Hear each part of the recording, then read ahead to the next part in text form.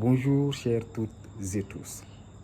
Je suis le docteur Mamoudou Taganga Salifou et je suis rhumatologue. En ce 28 octobre 2024, je voudrais nous entretenir de manière succincte sur ce qui s'en retourne de la question des évacuations sanitaires. Communément, on entend par évacuation sanitaire le fait de transporter un patient d'une zone géographique donnée, que ce soit de la maison, de l'extérieur de la maison ou d'un centre de santé, donc d'une zone géographique donnée, vers un centre de santé pour une prise en charge correcte ou pour une prise en charge mieux indiquée.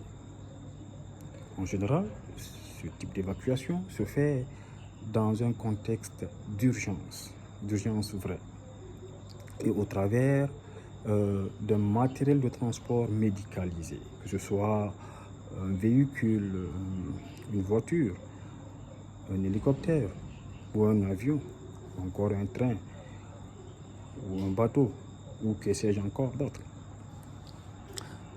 On peut étendre cette définition tout primaire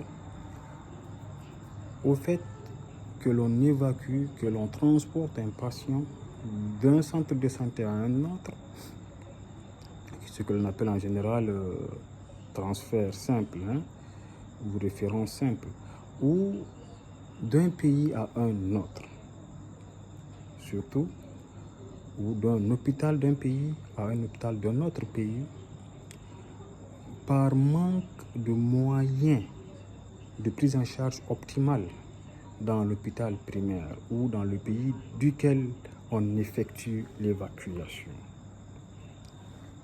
Ce type d'évacuation que nous venons de dire là, le second type, se voit surtout en ce qui concerne les pathologies d'ordre chirurgical, puisque c'est là que le matériel peut avoir une importance tout particulière, ou toute particulière, à tout le moins. D'accord. Et c'est là qu'on a souvent besoin de compétences souvent fines, souvent sur-aiguës. D'accord. C'est là que ça se voit le plus. Je prends un exemple banal.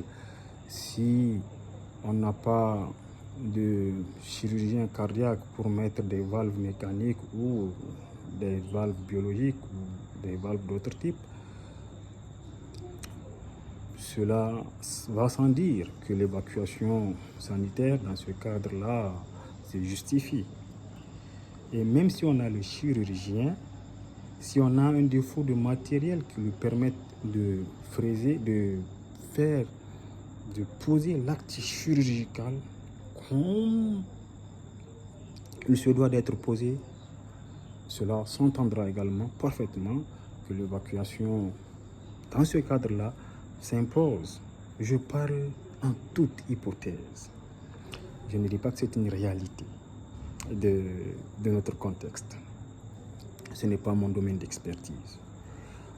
Pour les pathologies d'ordre médical, par exemple pour la rhumatologie que je connais, on va dire que ça va être de l'ordre de l'exceptionnel. Ça va être de l'ordre de l'exceptionnel que l'on évacue quelqu'un pour une prise en charge optimale. À tout le moins, on pourrait avoir besoin d'un certain nombre d'examens qui ne puissent s'effectuer sur place, pour lesquels il faudrait qu'il puisse y avoir le besoin que le malade se transporte ou soit transporté dans un centre de santé indiqué, qui soit à l'extérieur du pays. Et dans ces conditions, il ne s'agit pas à proprement parler d'une évacuation. On ne va pas étendre ce besoin au besoin d'une prise en charge optimale. Cela dénoterait d'une insuffisance. des rhumatologues qui sont sur place dans le pays d'où se fait l'évacuation, en l'occurrence le nôtre.